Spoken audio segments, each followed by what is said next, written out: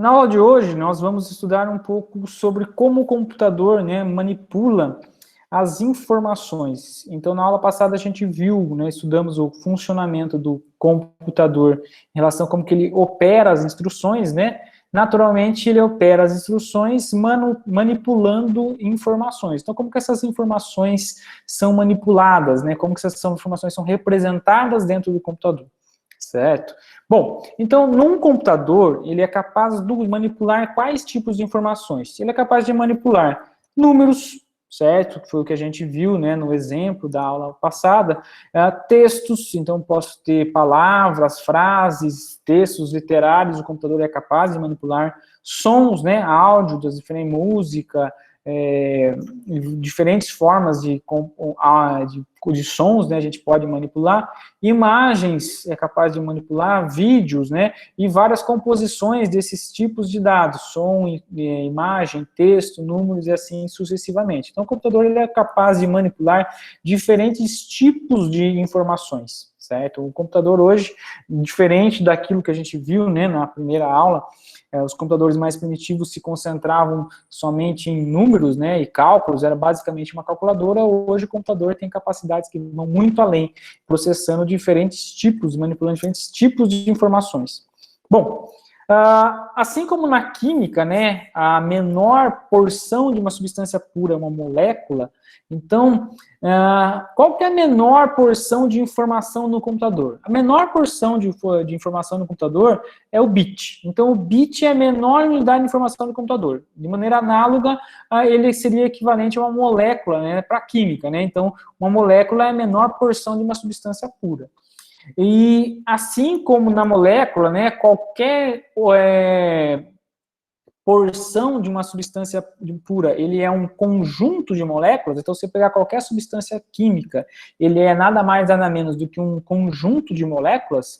Uma informação qualquer no computador, nada mais, nada menos é do que um conjunto de bits, certo? Então, acho que essa analogia é interessante, né? Então, pensa no computador, o que é uma informação no computador? Uma informação no computador é nada mais, nada menos de um conjunto de bits, certo? Onde o bit é a menor unidade de informação que o computador armazena, certo? Bom, o que é bit? Então, o bit, né, ele vem esse termo, ele vem do inglês binary digit, né, dígito binário, certo? As duas iniciais BI e a última T aqui, que compostas geram a abreviatura bit, né? Que nada mais, nada menos é do que uma unidade de armazenamento que pode assumir apenas dois valores possíveis, o 0 e o 1, certo? Então, o bit é uma unidade de armazenamento, assim como a molécula é uma unidade de substância, né, na química, né? O bit é uma unidade de armazenamento de informação. Então, uma informação qualquer na memória, então na memória do computador, a informação qualquer que estiver armazenada ali, seja ela uma instrução, seja ela um número, independente do tipo de instrução, certo? Então, lembra que a memória armazena instruções e valores que são manipulados pelas instruções, né? A informação qualquer, seja instrução, seja número, ele é uma composição de zeros e uns, certo? Então, toda a informação que é representada na memória é representada por uma composição de bits, certo? Da mesma maneira que toda a substância da química ela é uma composição de moléculas. Os números do computador, eles são armazenados no sistema binário, certo? Não no sistema decimal. Então, nós estamos acostumados, né, com o sistema decimal, que são números, né, da base 10. O sistema decimal, né, teve a motivação dele, que são os nossos dedos, né? Nós temos 10 dedos na mão, então nós usamos um sistema de decimal que está mais próximo da nossa forma de fazer contagem de números. No computador, não. No computador, todos os números estão no sistema binário, ou seja, ou admite somente dois valores possíveis, né? Ou é 0 ou é 1, diferente do sistema decimal que admite 10 valores possíveis, né? 0, 1, 2, 3, 4, 5, 6, 7, 8 até 9. Dispositivos físicos, né, para armazenar um bit, eles têm que ter essa capacidade de representar esses dois estados. Então, dado que um bit é uma informação que ela representa os dois valores possíveis, o 0 ou 1, qualquer dispositivo físico que for construído para armazenar informações dentro do computador, ele tem que ter capacidade para representar esses dois estados. O primeiro estado representando o valor 0, certo? E o segundo estado representando o valor 1. Então, por exemplo, se nós fôssemos desenvolver um recipiente, né, capaz de conter apenas uma gota de líquido, a gente fosse usar isso como um dispositivo para armazenar a informação de um bit. Então, um exemplo seria o seguinte: se o dispositivo tiver vazio, ele está no estado 0. Então, vou usar um copo, por exemplo, para armazenar um bit, certo? Se o copo estiver vazio, o estado dele é 0. Se a gente pegar um conta-gotas e introduzir uma gota, ele passou para o estado 1, certo? Então, todo dispositivo, ele é físico, que armazena a informação no computador, ele tem que ser projetado de maneira tal que seja possível representar esses dois estados. Tudo bem? Que esses estados que representam uma informação qualquer dentro do computador. Os meios físicos, né, para armazenar um bit no computador, podem ser 3 tipos básicos aqui conhecidos, né? Pode ser o meio eletrônico, usado principalmente no processador e na memória. Então, dentro do processador e dentro da memória, né, a representação de um bit, né, ela é feita por forma eletrônica, ou seja, se tem a presença ou a ausência, né, de um sinal elétrico. Então, se ele tem a ausência de um sinal elétrico, significa que ele está no estado 0, se ele tem a presença, ele está no estado 1. Também é usado, né, nos pendrives, não somente no processador de memória, mas também pendrive e outras formas de armazenamento são puramente eletrônicas, né? Pode ser representado por um meio magnético, por exemplo, em HDs e fitas magnéticas.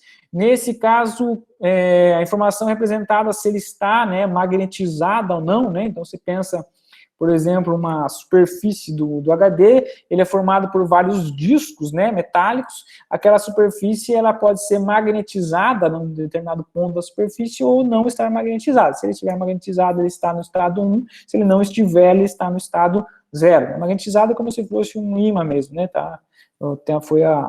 Foi magnetizado aquela região. Bom, ou pode ser óptico, né? No caso, usado em CDs e DVDs. Nesse caso, ópticos é como se você, como funciona, né? CDs e DVDs. Se você pegar um fecho de luz, né? Um fecho de laser, por exemplo, ele pode atravessar do outro lado, né? E nesse caso, ele estaria no estado 0, né? Então, ele não é refletido, ele é completamente transparente, né, ele atravessa. Se você incide um fecho de laser num CD, se ele atravessa para o outro lado, é sinal que ele está armazenando uma informação 0. Se ele é refletido, né, ele não consegue atravessar o CD, ele é refletido, significa que ele está armazenando uma informação 1. Então, esses são os meios mais comuns, né, para armazenar a informação. Todos eles são projetados de maneira tal que consiga representar os dois estados, né, que compõem, né, que indicam que compõem a informação de um bit. Bom, um conjunto de 8 bits se chama de byte. Então, um byte nada mais é do que um conjunto de 8 bits. Então, um conjunto de 8 valores zeros e uns, certo? Conforme representado aqui. Então, essa é a sequência de 8 valores de zeros e uns, que são bits, compõe uma informação básica, né? É uma unidade básica do computador, que é um byte. Qual que é a importância do byte, né? Então, normalmente, né, a gente fala-se muito mais em bytes do que em bits. Por quê, né? Porque o byte, né, ele representa cada caractere compõe um texto, por exemplo. Então, quando você tem um texto escrito, nesse próprio slide, né, temos vários caracteres, várias letras que compõem, né, o que está escrito aqui na tela, ele é formado por bytes. Então, cada caractere de um texto é um byte. O caractere pode ser letra, dígito, decimal, operador aritmético, pontuação, seja lá o que for. Então, por exemplo, essa sequência de 8 bits aqui, ó, então este byte aqui representa a letra S. Então, dentro da representação do computador, né, a letra S, usando a representação de caracteres da tabela ASCII, é representada por essa sequência de 8 bits aqui. Então, esse byte, ele indica para o computador que eu quero representar a letra S. Então, o tamanho da palavra de um computador, ele pode ser expresso tanto em bits quanto em bytes. Então, lembra que a gente comentou, né, na aula anterior, que a memória do computador, cada escaninho, né, na verdade ele não se chama escaninho, ele chama palavra. Então, cada compartimento lá da memória a gente chama, né, de palavra de memória.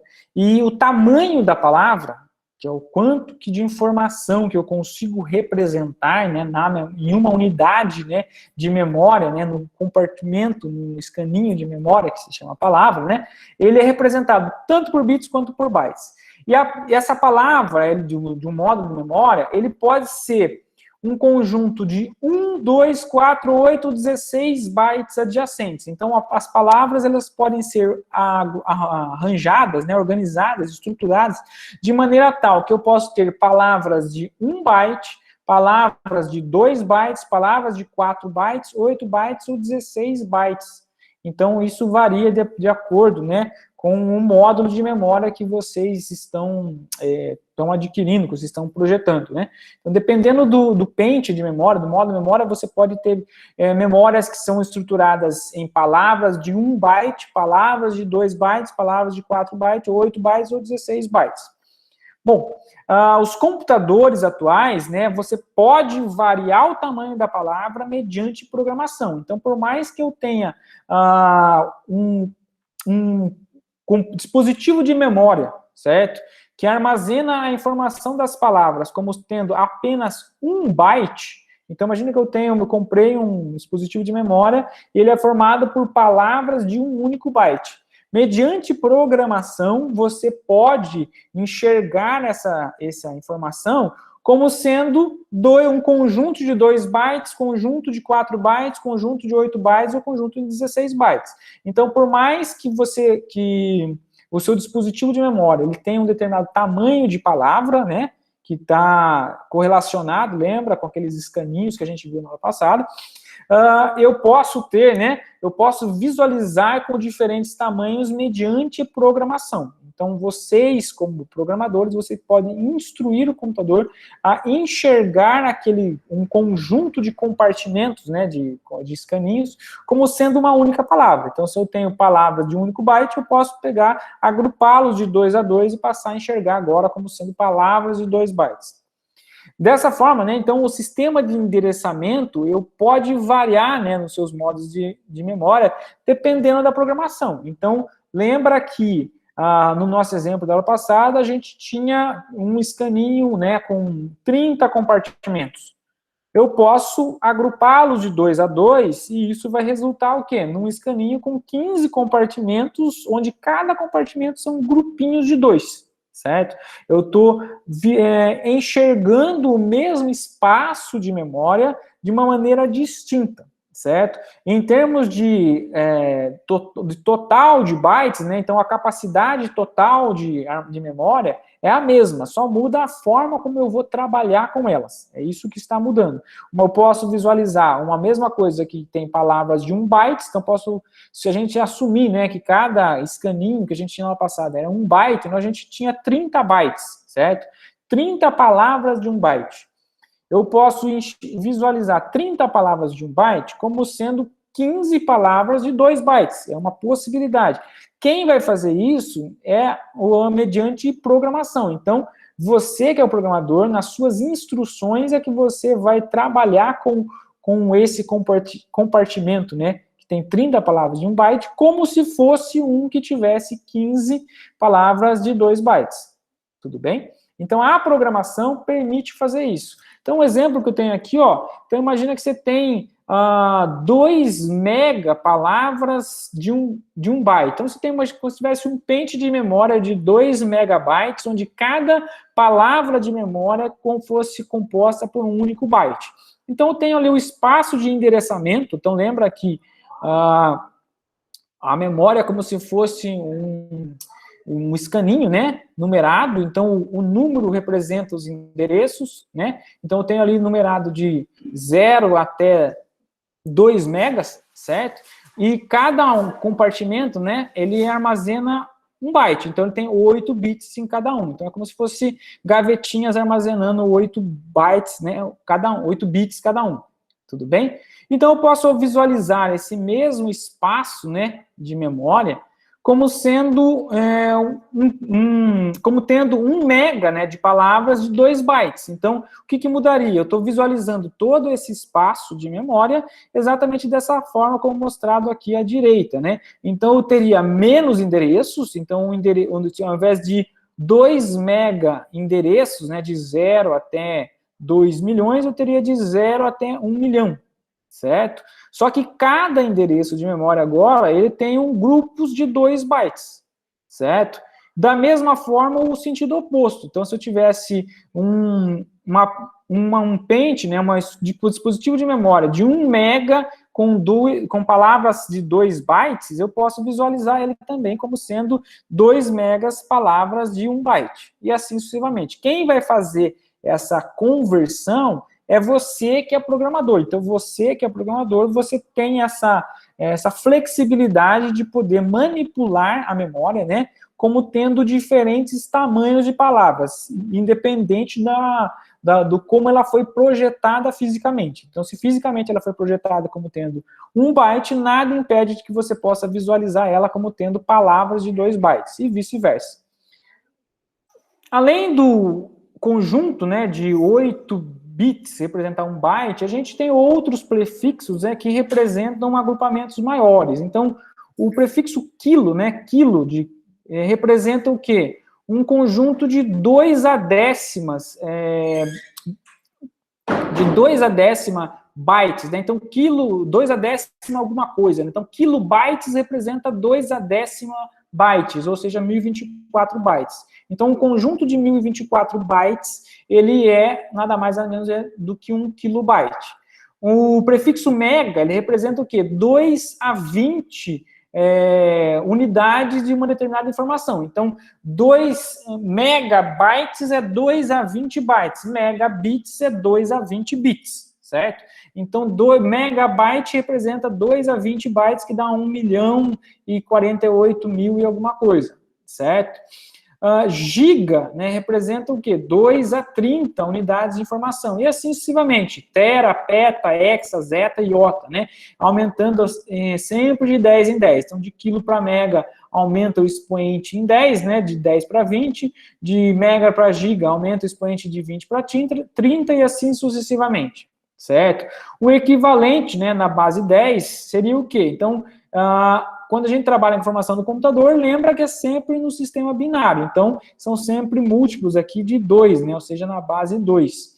Né? Nossa senso comum, né? É trabalhar com a base 10. Então, 1 quilo, né? Seria equivalente, no nosso caso, né? Múltiplo de 1000.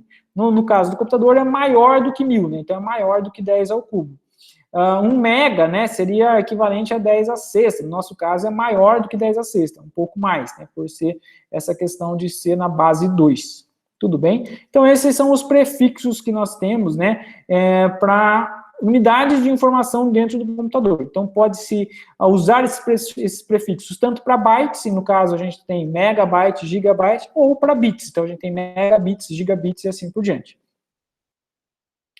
Então, novamente, a informação na memória, ele é um conjunto de zeros e uns. Então, na memória do computador, você não consegue saber a priori se o que está armazenado ali, ele representa um número, ele representa uma imagem, ele representa um som, ele representa um texto, porque é tudo 0 e 1. Então, tanto a imagem, quanto o som, quanto o número, quanto o texto, na memória do computador, são conjuntos de zeros e uns, ou seja, são bytes que a gente tem ali, né? Bits e bytes que a gente tem ali.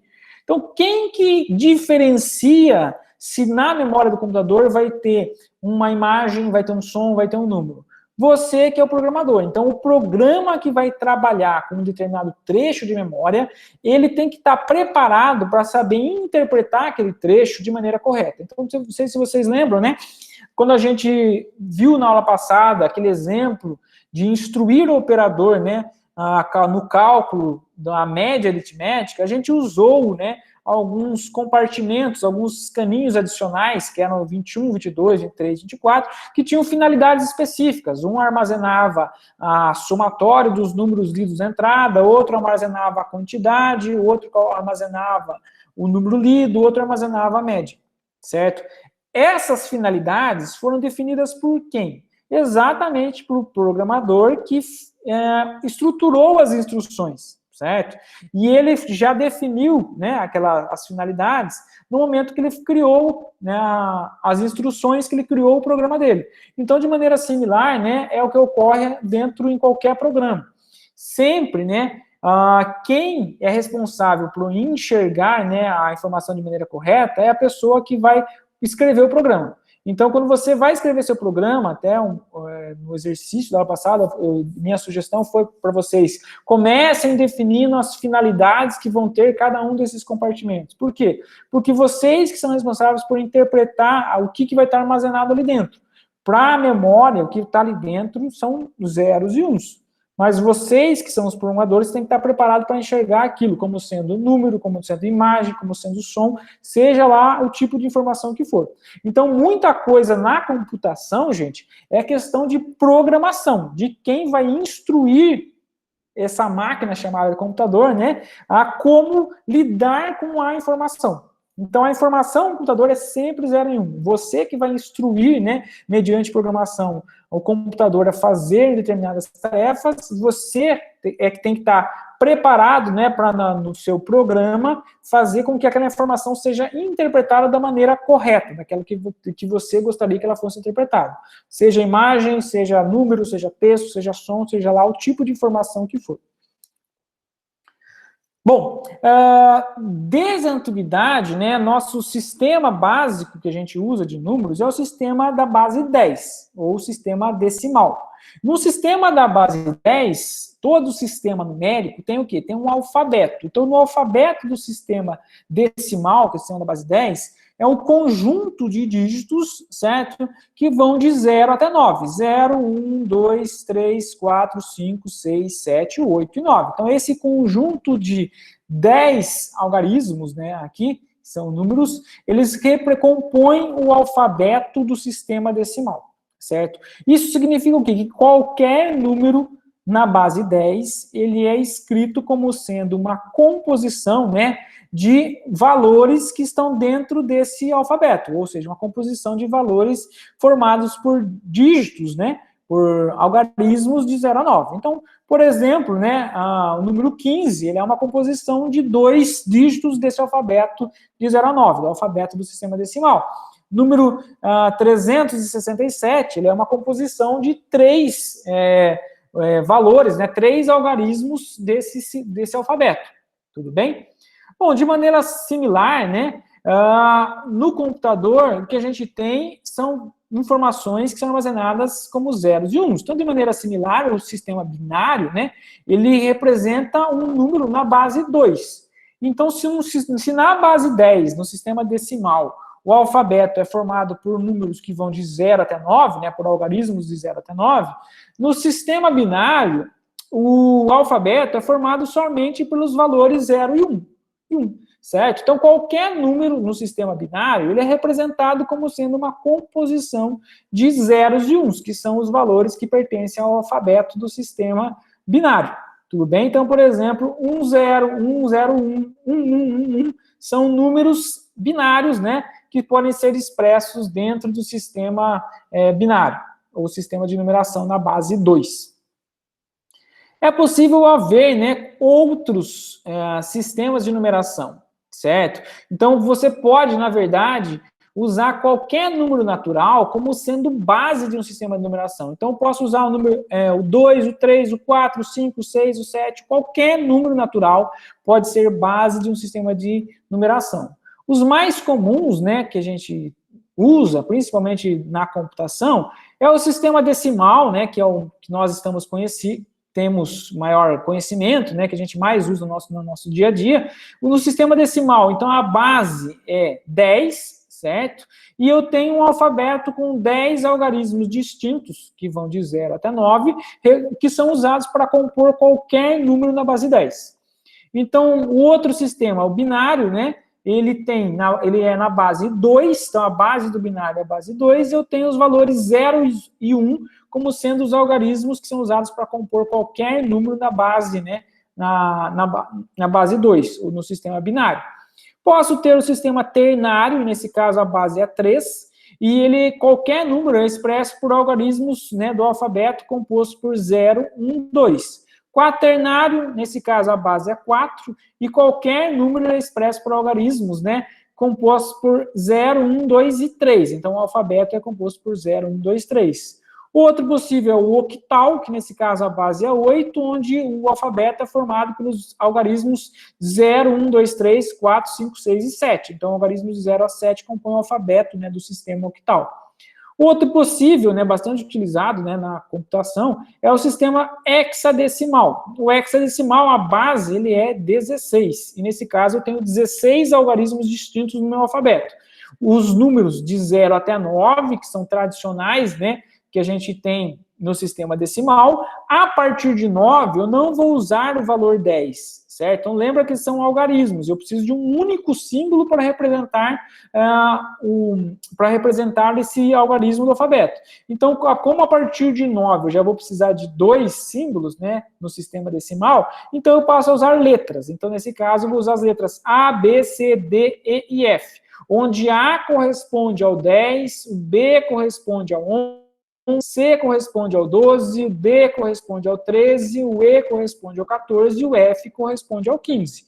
Então, nesse caso, eu tenho 16 algarismos distintos, né, símbolos distintos para representar qualquer número no sistema hexadecimal. É possível, né? Então, lembra que isso daqui representa número, tudo bem? O que está mudando é a forma de representar o número. Mas eles representam todos, né, representam números. Está mudando simplesmente a forma de representá-los. Então, dessa forma, existe uma equivalência entre os sistemas. Então, se eu pegar um número 29 na base 10, eu consigo representar esse número como sendo um número na base 2, que seria o número 101. 101 representa exatamente o número 29 na base 10. De maneira similar, né, eu consigo representá-lo também na base ternária. 1002 representa o número 29 na base 10. Assim como o número 131 na base 4, né, a base quaternária, representa o número 29 na base 10. Que também é representado pelo número 35 na base octal, ou como 1D na base hexadecimal, certo? Então, existe, né, há uma equivalência entre os sistemas. O que está mudando de um para o outro é simplesmente a forma de representar o número. Nós estamos acostumados com essa representação decimal. Posso representar nas diferentes bases possíveis. Então, base pode ser qualquer número natural. Essas aqui, né, 2, 3, 4, 8, 16, são as mais tradicionais ali que a gente usa na computação, mas pode ser qualquer outra.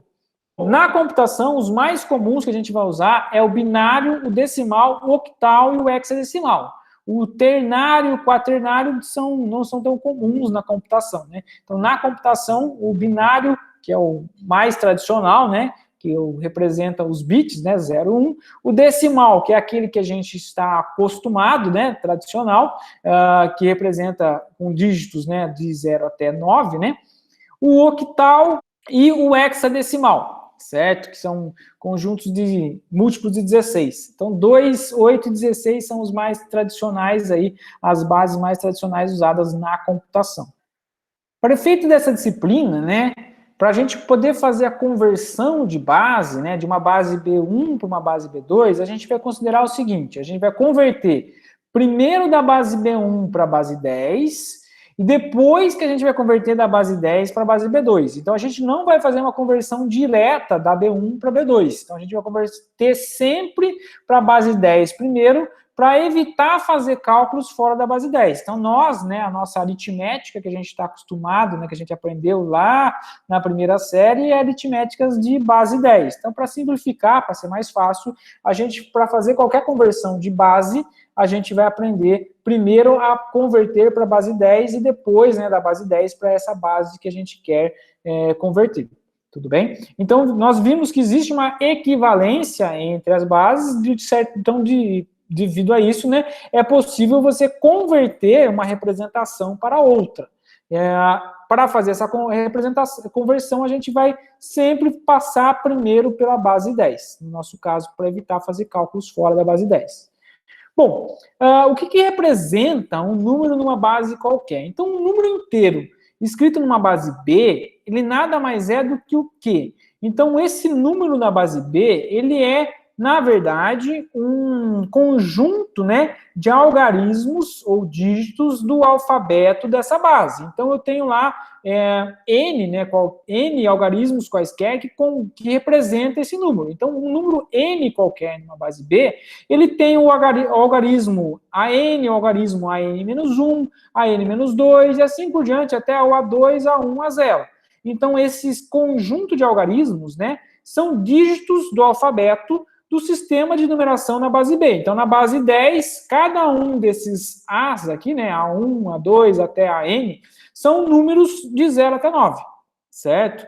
Bom, para números inteiros, como que a gente converte, né, da base B para a base 10? Calculando o seguinte polinômio. A gente pega o algarismo, né, enésimo, multiplica pelo valor da base, elevada pelo expoente correspondente à posição daquele número. Então, se esse é o enésimo número, eu elevo, então, a n. Mais, né, o algarismo n-1 vezes a base, né, elevado à posição desse algarismo, que seria n-1. E assim sucessivamente, mais né, o algarismo na posição n-2, vezes a base elevada ao número, né, n-2, que é correspondente à posição. E assim sucessivamente, até se chegar, né, ao último algarismo, que é 0, vezes a base elevado a 0. Então, se eu pegar qualquer número representado, né, numa base qualquer, e eu calcular esse polinômio, né, aqui, usando, né, a representação desse número nessa base, eu vou obter a representação decimal desse número. Então, vamos fazer um exemplo aqui, né? Então, considerem esse número aqui, ó, 1,100,101 na base 2. Como que eu converto esse número da base 2 para a base 10? Então, eu vou pegar cada dígito, então, cada algarismo aqui, ó, que eu tenho, e vou abrir ele como se fosse um polinômio, né? Onde eu vou pegar esse primeiro dígito e multiplicar por 2, que é o valor da base, elevado à posição desse dígito. Então, sempre você começa a numerar as posições a partir de 0, certo? Então, o que eu tenho? Então, eu vou ter esse primeiro número é o que está na posição 0, esse é o que está na posição 1, esse outro que está na posição 2, posição 3, posição 4, certo? Posição 5, posição 6, posição 7. Tudo bem? Então, o que eu vou fazer? Eu vou pegar cada algarismo, então esse 1, multiplicar pela base, que é 2, elevado à posição que esse número se encontra. Esse número, nesse caso, ele está na posição, né, 7. Então, eu vou pegar 1 vezes 2 elevado à sétima, mais o próximo algarismo, né, que é 1, vezes a base, que é 2, elevado à posição desse dígito, que nesse caso vai ser 6. E assim sucessivamente. Então, esse número, né, na base 2, ele representa o quê? Ele representa esse polinômio aqui, ó. Então, 1 vezes 2 à sétima, mais 1 vezes 2 à sexta, mais 1 vezes 2 à quinta, mais 0 vezes 2 à quarta, mais 0 vezes 2 ao cubo, mais 1 vezes 2 ao quadrado, mais 0 vezes 2 a 1, mais 1 vezes 2 a 0. Então, note que como meus algarismos aqui no caso do sistema binário são 0 ou 1, multiplicar por 0, né, significa o quê? Que vai dar 0. Então, basicamente, no sistema binário, o algarismo, né, o dígito, ele escolhe, né, se você vai considerar uma determinada potência ou não. Então, nesse caso, eu estou escolhendo, né, a potência 2 à sétima, 2 à sexta, 2 à quinta, 2 ao quadrado e 2 a 0. Porque aquilo que é multiplicado por 1 é mantido, né? E aquilo que é multiplicado por 0 vai ser zerado. Então, o resultado disso vai ser equivalente a somar essas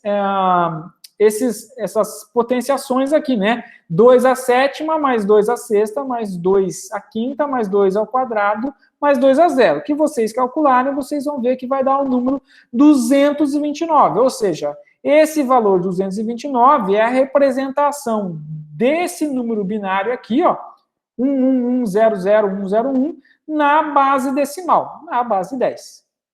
Ok?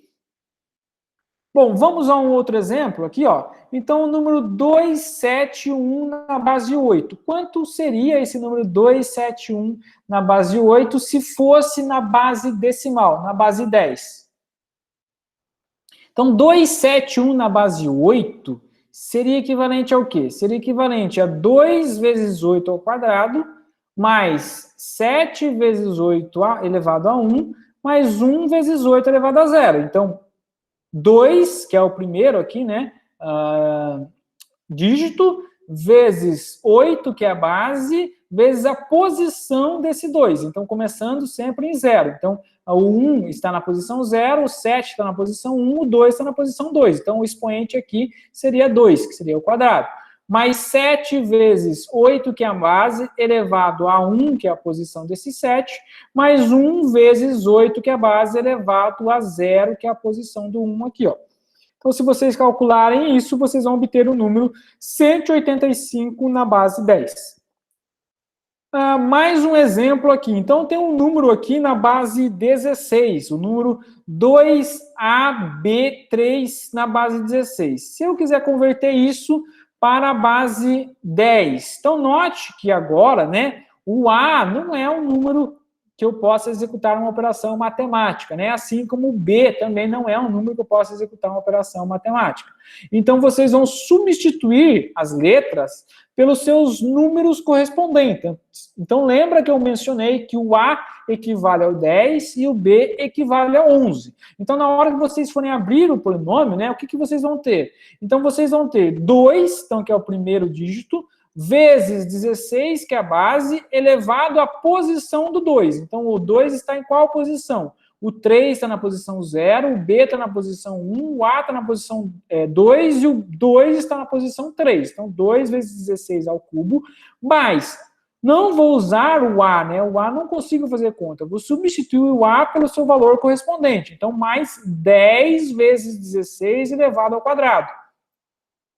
Da mesma forma, né, para o dígito B aqui, né, para o símbolo B. Eu vou substituir pelo número decimal correspondente. Então, B equivale a 11. Então, vou colocar aqui, ó, 11 vezes 16, que é a base, elevado a 1, que é a posição do B, certo? Mais 3, que é o último dígito, né, vezes 16, que é a base, elevado a 0, que é a posição desse dígito. Se eu fizer a conta, né, eu vou obter que o valor de 2AB3 na base 16 corresponde a 10.931, ou 10931 na base 10. Então, nós vimos até agora como que nós convertemos, né? Então, já sabemos como converter de uma base qualquer para a base 10. E como que a gente converte, então, de uma base 10 para uma base qualquer? Da seguinte forma, vocês vão fazer sucessivas divisões do número pela base, certo? Separando o que for resto e o que é o quociente, né? E vão inverter a ordem dele dos mesmos. Então, o que eu quero dizer com isso? Então, vamos pegar um exemplo aqui, ó. Então, imagina que eu tenho o número 25 na base 10 e eu quero converter para a base 2. O que eu vou fazer? Vocês vão fazer sucessivas divisões pela base. Então, sucessivas divisões por 2.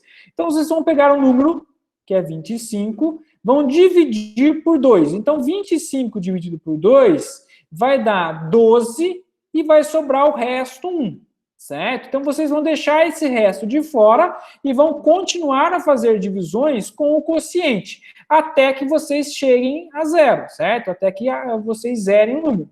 Bom, então, 12 dividido por 2 vai dar 6, né? E sobra resto 0.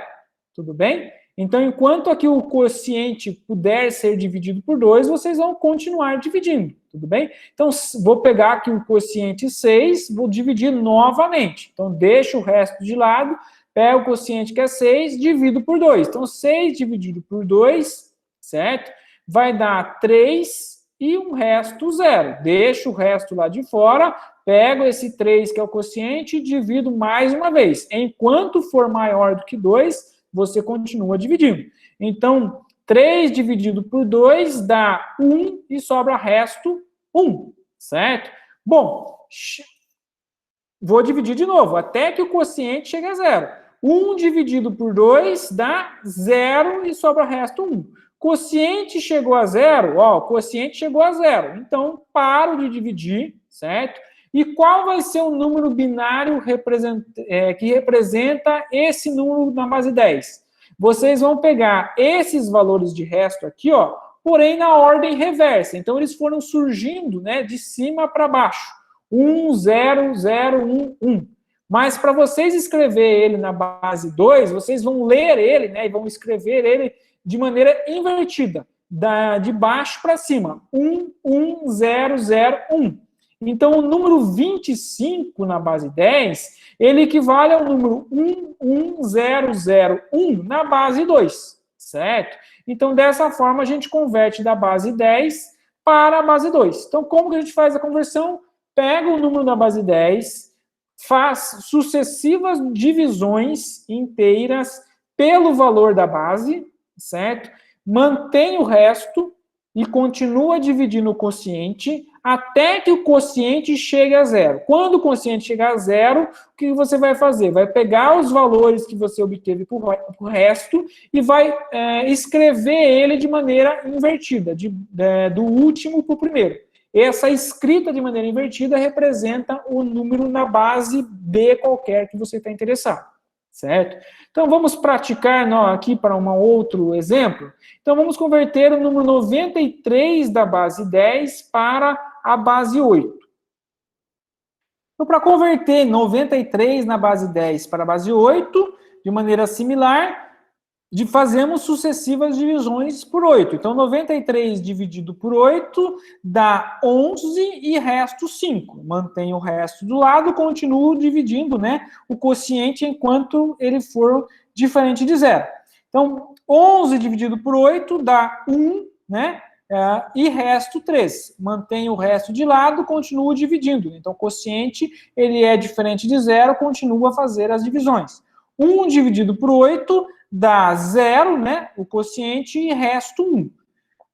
Quociente chegou a 0, então posso parar de dividir. O número resultante é aquele que é composto pelos valores gerados pelos restos, lido de ordem inversa. Então, 1, 3 e 5. Então, portanto, 93 na base 10 equivale ao número 1, 3, 5 na base 8. Certo? Um outro exemplo, né? Então, eu quero passar o número 2653 na base 10 para a base 16. Como que nós fazemos isso?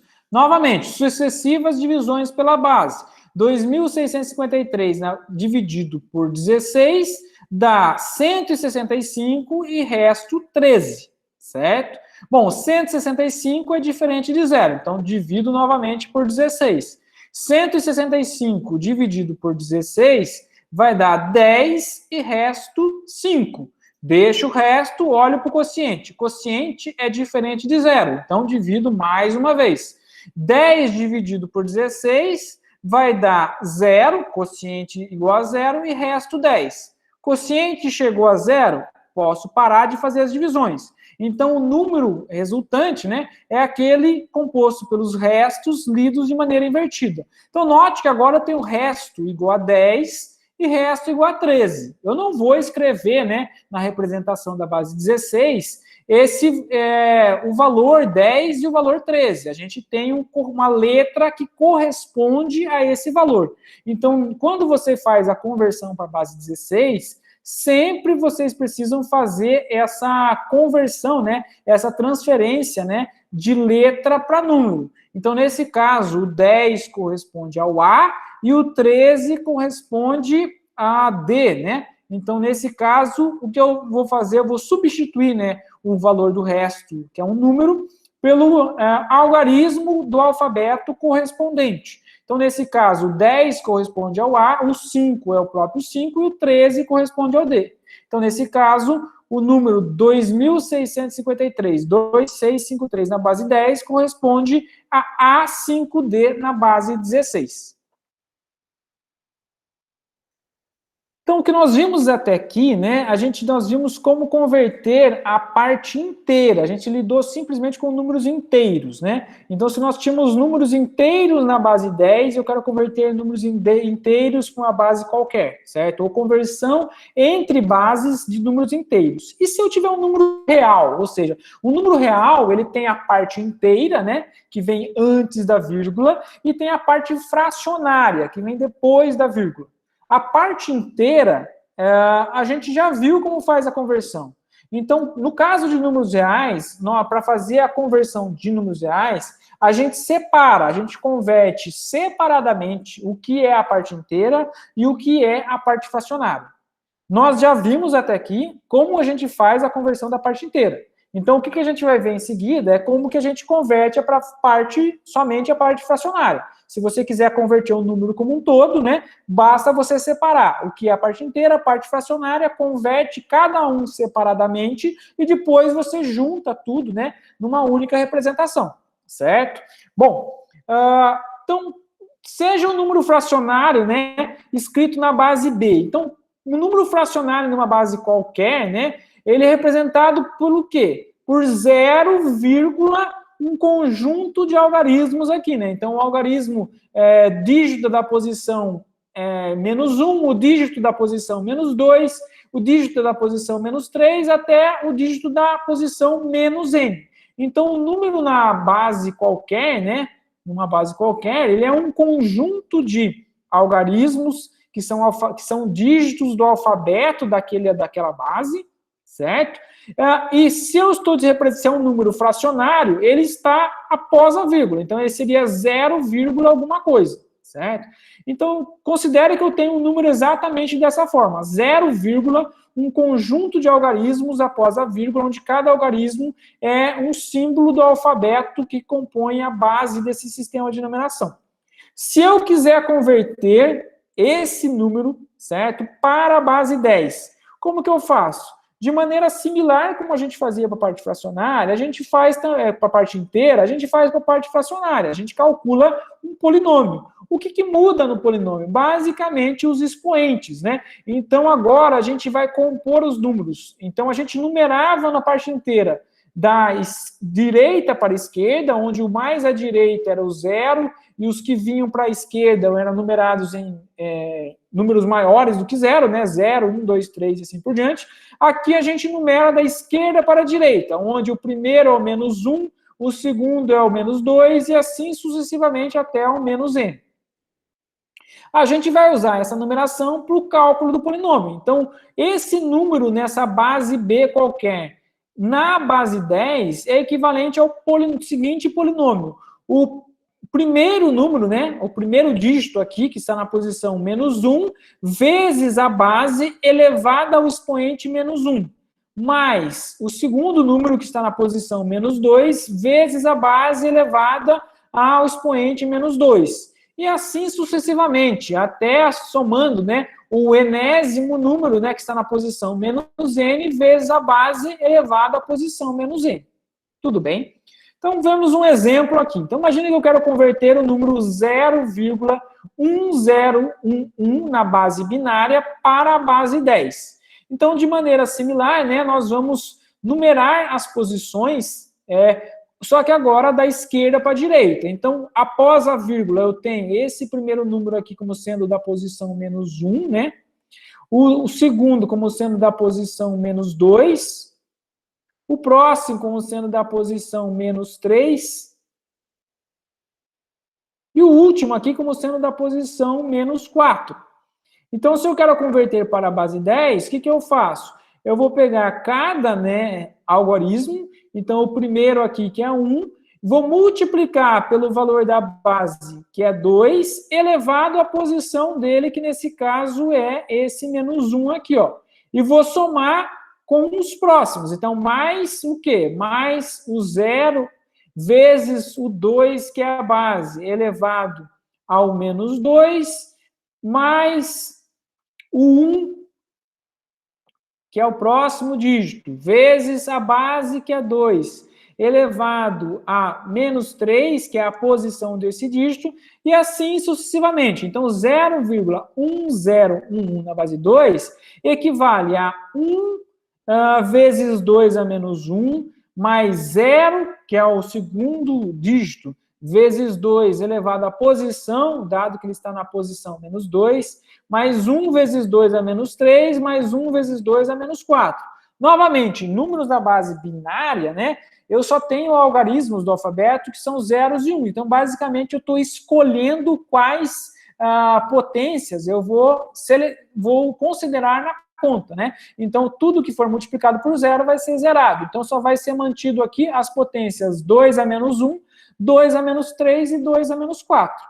Certo? Que se eu fizer a conta, né, se eu somar, eu vou obter o número 0,6875 na base 10. Então, é exatamente dessa forma, né, que a gente faz a conversão de números fracionários. É bem similar à conversão de números inteiros, né? Só muda os expoentes, né, que eu tenho aqui nas bases e a numeração desses expoentes que são feitos agora da esquerda para a direita e com valores negativos. Então, vamos fazer a conversão do próximo número aqui. Então, o próximo, considere a conversão de 0,307 na base 8 para a base 10. Quanto seria na base 10? Bom, então, para converter de 0,307 da base 8 para a base 10, o que nós fazemos? Então, isso vai ser equivalente a 3, né, que é o primeiro algarismo, o primeiro dígito, vezes 8, que é a base, elevado a menos 1, então lembra que a numeração começa da esquerda para a direita, começando em menos 1 e sempre vai aumentando, menos 1, menos 2, menos 3, sempre aumentando para o lado negativo. Então, mais 0, que é o segundo número, vezes a base elevado a menos 2, que é a posição desse 0, né? Mais 7, que é o terceiro número, o terceiro dígito, vezes 8, que é a base, elevado a menos 3, que é a posição desse 7. Bom, se eu resolver, né, essa matemática aqui, né, com essas potências, eu vou obter o número 0,388671875 na base 10. Então, esse é um número na base 10, certo? E correspondente a 0,307 na base 8.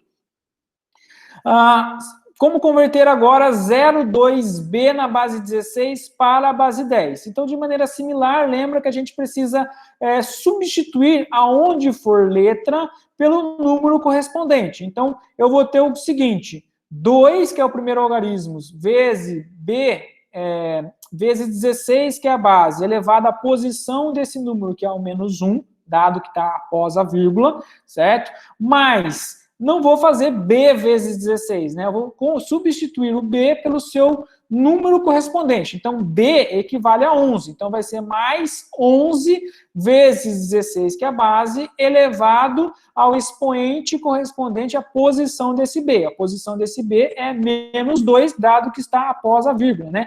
Então, o primeiro é menos 1, o segundo é menos 2.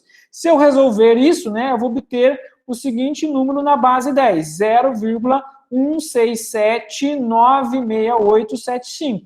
Então, 0,2b na base 16 equivale a 0,16796875 na base 10. Para converter da base 10 para a base B, então a gente converteu até agora, né, da base B qualquer para a base 10, seguindo o nosso roteiro tradicional. E depois, se eu quiser converter da base 10 para uma base B qualquer, o que eu devo fazer? Eu vou multiplicar o número na base 10 por B, ou seja, por esse número B da base, e vou separar o que é a parte inteira e o que é a parte fracionária, certo? E vou repetir esse processo somente com a parte fracionária restante. Eu vou ficar repetindo isso até que a parte fracionária seja zero, certo? Então, eu vou pegar o número, eu vou multiplicar esse número fracionário na base B pelo valor da base, isso vai obter uma parte inteira e uma parte fracionária. Pego, separo a parte inteira, continuo a fazer a mesma coisa somente com a parte fracionária. E vou repetir isso até que eu chegue a zero nessa multiplicação, né? Até que a parte fracionária seja zerada. Caso nunca chegue a zero, então pode ser que eu tenha uma dízima periódica. Ou seja, eu vou ficar com uma repetição de um certo padrão de números, né? As partes inteiras, né, elas são exatamente os dígitos da conversão da base 10 para a base B. Bom, então vamos ver um exemplo disso. Então, imagine que eu quero converter 0,7265625 na base 10 para a base 8. Então, o que eu vou fazer? Eu vou pegar esse número e vou multiplicar por 8. 8 vezes 0,7265625. Isso vai dar um resultado, né, que vai ser 5, alguma coisa. Eu vou separar, ou seja, isso vai dar 5, que é a parte inteira, mais, né, a parte fracionária, que é 0,8125. E vou continuar a fazer a mesma coisa, porém somente com a parte fracionária. Então agora eu vou pegar 8 e multiplicar por essa parte fracionária, que é 0,8125. Eu vou obter como resultado 6, alguma coisa. Eu separo a parte inteira, então vai dar 6, né, da parte fracionária, que é meio. Vou pegar novamente, né, então essa parte fracionária ainda não chegou a zero. Vou pegar agora essa parte fracionária, multiplico por 8. Isso vai dar 8 vezes meio, que vai dar 4,0. Então vai ser 4 a parte inteira, mais 0 da parte fracionária. Opa, parte fracionária chegou a zero, então já posso parar o processo de conversão.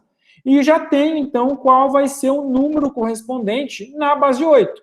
Ele vai ser composto exatamente por esses valores inteiros aqui, ó, certo? Ou seja, 0,7265625 na base 10 equivale ao número 0,564 na base 8. Certo? São simplesmente os números inteiros que foram obtidos nessas sucessivas multiplicações. Então, é quase que o oposto que a gente fazia, né, lá na conversão dos inteiros, que a gente fazia sucessivas divisões. Aqui a gente faz sucessivas multiplicações e separa o inteiro da parte fracionária, certo? E continua fazendo a multiplicação na parte fracionária até se chegar a zero. Então, tem um outro exemplo aqui, né? Eu quero converter o número 0,169,189,453,125 da base 10 para a base 16. O que eu vou fazer? Vou multiplicar esse número gigantesco, né, por 16. Então, se eu multiplicar esse número gigantesco por 16, eu vou obter o quê? Vou obter 2, alguma coisa, ou seja, 2 mais a parte fracionária, que é 0,70703125. Essa parte fracionária, ela é igual a zero? Não. Então, eu vou multiplicar essa parte fracionária por 16, que é a base que eu estou interessado. Então, 16 vezes 0,70703125 vai dar 11, alguma coisa. Então, 11 mais a parte fracionária, mais 0,3125. Pego essa parte fracionária, né, que é maior do que zero, não é igual a zero, e vou continuar novamente fazendo multiplicações. 16 vezes 0,3125 vai dar 5,0. Opa, a parte fracionária chegou a zero, então posso parar de fazer essas multiplicações e já obtive aqui o valor convertido.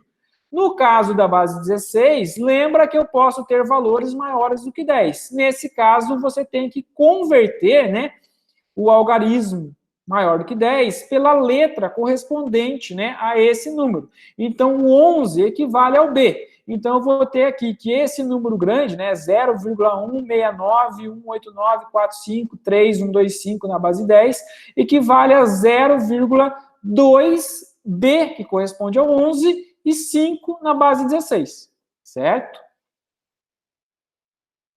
Bom, vamos fazer outra conversão aqui, ó. 0,3 na base 10 convertido para a base 2. Quanto seria? Então, como seria a conversão de 0,3 na base 10 para a base 2? Então, vou pegar o número, né, 0,3, multiplico pela base, que é 2, separo o que é a parte inteira daquilo que é a parte fracionária. Isso vai dar 0, que é a parte inteira, mais 0,6, que é a parte fracionária. Bom, a parte fracionária é igual a zero? Não, então eu vou repetir o processo. Vou pegar o 2, que é a base, e multiplico pela parte fracionária, que é 0,6, isso vai dar 1,2, ou seja, 1, que é a parte inteira, e 0,2, que é a parte fracionária. Parte fracionária é igual a zero? Não, então pego a parte fracionária, multiplico pela base. 2 vezes 0,2, isso vai dar 0, que é a parte inteira, mais 0,4, que é a parte fracionária. A parte fracionária não é igual a zero, então continuo o processo. Pego a parte fracionária que sobrou, né, que é 0,4, multiplico por 2, né, que é a base, isso vai dar 0,8. Então, 0, que é a parte inteira, e 0,8, que é a parte fracionária. Parte fracionária é igual a zero? Não. Então, vou pegar novamente, né, a parte fracionária, que é 0,8, vou multiplicar por 2, vai dar 1,6, certo? 1, que é a parte inteira, e 0,6, que é a parte fracionária.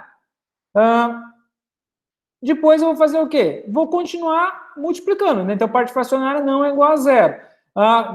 Vou pegar 0,6, multiplicar por 2, vai dar 1,2, vai dar parte inteira 1, parte fracionária 0,2. Parte fracionária não é igual a zero, continuo multiplicando. 2, que é a base, vezes 0,2, que é a parte fracionária, vai dar 0, que é a parte inteira, mais 0,4, que é a parte fracionária. A parte fracionária não é igual a zero, continuo multiplicando. Bom, 2, que é a base, vezes 0,4, que é a parte fracionária, dá 0,8, ou seja, 0, que é a parte inteira, mais 0,8, que é a parte fracionária. A parte fracionária não é igual a zero, continuo multiplicando.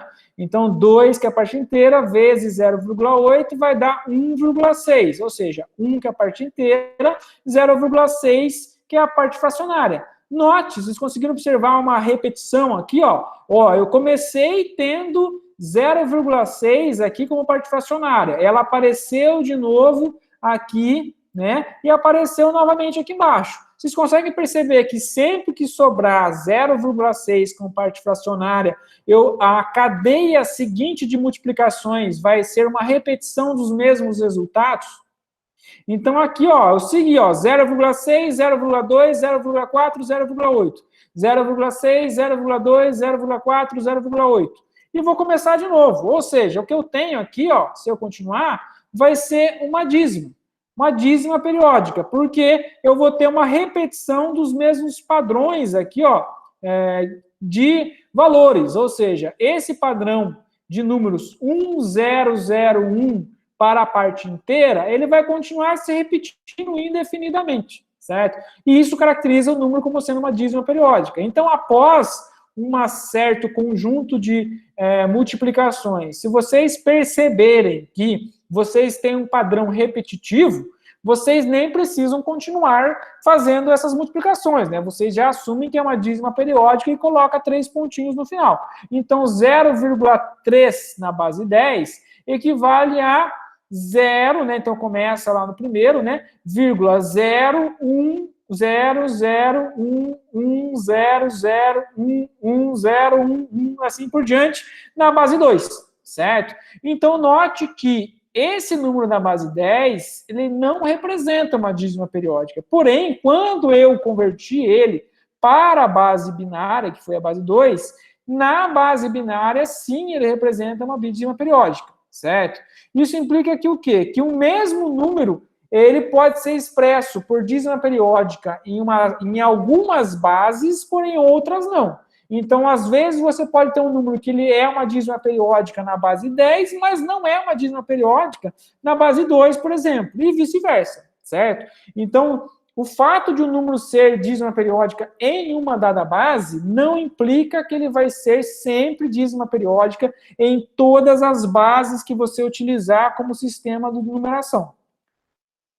Então, a conversão entre sistemas numéricos, né, cujas bases sejam potências entre si, eles, por exemplo, né, a base 2 ser igual a base B1 elevado a n, não precisa usar a base 10 como intermediária. Então, até aqui, né, nós vimos que para converter da base B1 qualquer para a base B2 qualquer, nós fazíamos a conversão primeiro para a base 10 e depois da base 10 para essa base de destino que nós estamos interessados, certo? Se nós tivermos, né, potências, bases, né, que são potências entre si, eu não preciso fazer esse passo intermediário. Por exemplo, se eu quiser converter da base 2 para a base 8 ou vice-versa. Note que a base 8 é uma potência de 2, é 2 ao cubo, certo? Então, como que eu faço essa conversão direta quando eu tenho bases que são potências entre si? Tipicamente, eu faço grupos. Então, grupos de um conjunto de dígitos de uma dada base corresponde a um único dígito na outra base. Então, por exemplo, se eu tenho a base B e tenho uma base que é BAN, certo? Um conjunto de N dígitos da base B corresponde a um único dígito da base BN. Então, considere esse exemplo 2 e 8. Significa o quê? Que um único dígito da base 8, que é equivalente a 2 ao cubo, corresponde a um grupo de 3 dígitos da base 2, certo?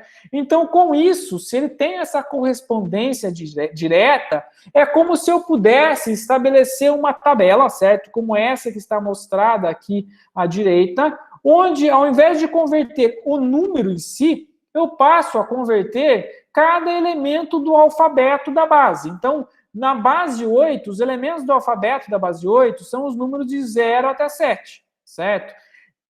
Para cada elemento do alfabeto da base 8, eu tenho um correspondente da base 2, que é um grupinho de 3 dígitos da base 2. Então, 0 corresponde a 000, 1001, 2010, 3 corresponde a 011, 4 corresponde a 100, o 5 corresponde a 101, o 6 corresponde a 110 e o 7 corresponde a 111, certo?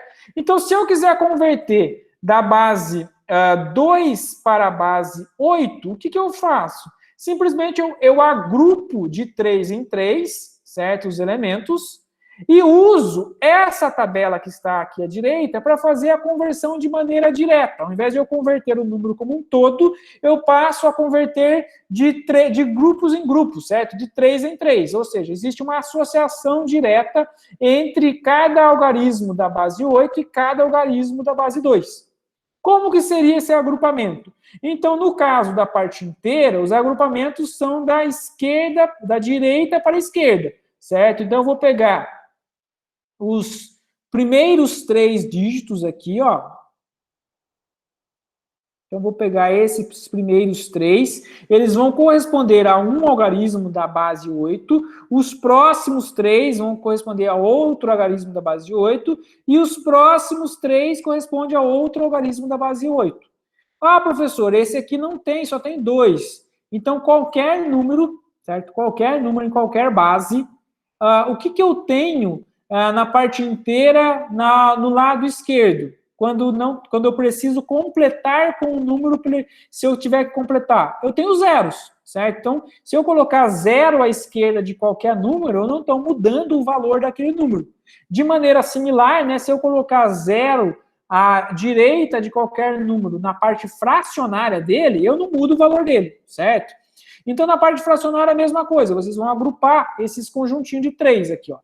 Então, note que cada um desses conjuntinhos de 3 aqui, ó, corresponde a um número, dígito, né, da base 8. E vocês vão fazer a conversão direta, olhando a tabela. Bom, 010 corresponde desculpa, 001 corresponde ao número 1, certo? Então, isso aqui equivale a 1.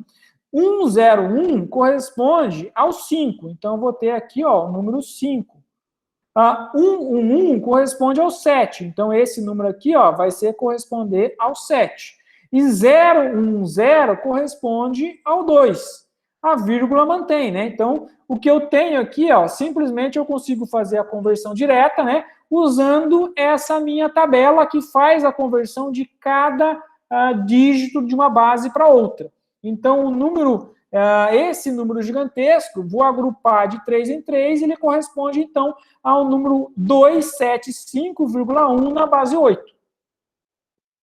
Então, esse número, né, gigante aqui na base 2 corresponde, né, fazendo essa conversão direta, ao número 275,1 na base 8. De maneira similar, se eu quiser converter o número na base 8 para a base 2, eu vou fazer o processo inverso, né? Eu vou olhar nessa tabela, cada número na base 8, qual é o grupo de dígitos que ele corresponde na base 2. Então, 27,04 na base 8, ele corresponde a quais valores, né, nessa tabela para a base 2. Então, o 2 corresponde a 010, o 7 corresponde a 111, o 0 corresponde a 000 e o 4 corresponde a 100. Então, eu vou fazer essa substituição direta. Então, do 2 eu vou trocar por 010, do 7 eu vou trocar por 111, do 0 eu vou trocar por 000 e do 4 eu vou trocar por 100.